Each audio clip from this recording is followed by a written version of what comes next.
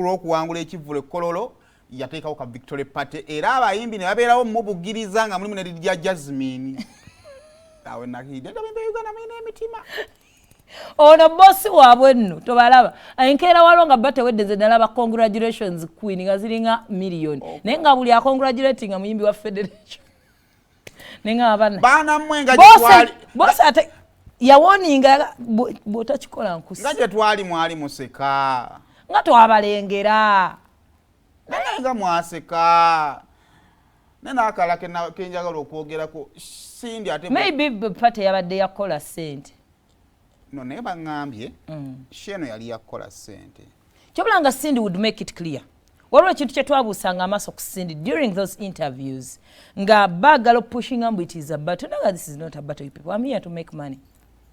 Simaya nkuyambye naye kugira nga tolina gojje yero isegola banti asobola okukwatirako. Kiri bwe kiti it was a business. Era Cindy nakkiriza. It is a business. Naye genfuna agova mu nsonda ezeesigika. Tiimu ya Sheebah eyagala okumukuba technically.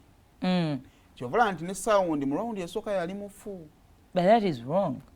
Ate nga wa Sheebah yali mutu yali mulungi. Kyobula nga abaana bamu disrespectinganga.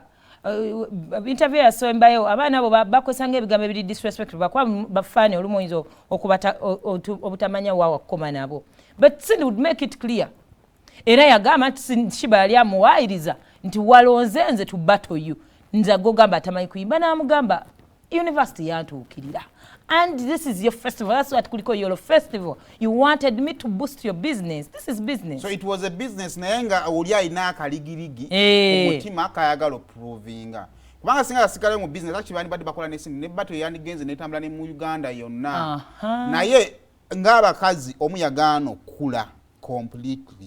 Yagaana okukula. And unalabyeko post ya good case mubate genda ko extendinga. If it was business, atenga it is not respectfully done. Okusiza wetu comments of friends nebigambo byonna. Looks like even the team ya federation, I'm saying this because ndabe abayimbi federation ngabalinga aba Bobby Wine made it yachikoze bulungi. These are both artists abali mu industry. If you're to congratulate them, congratulate the both of them. Newe mwekubira side, you're congratulating only one person. Time bwetukanga mwetaga Cindy. Kati kitegeeza Cindy don't go for any other battle. Chawede you made money. Tokyongerayo. Bumbanga ddala tewaliwo nkolagana. Olutambula mu ba celebrities.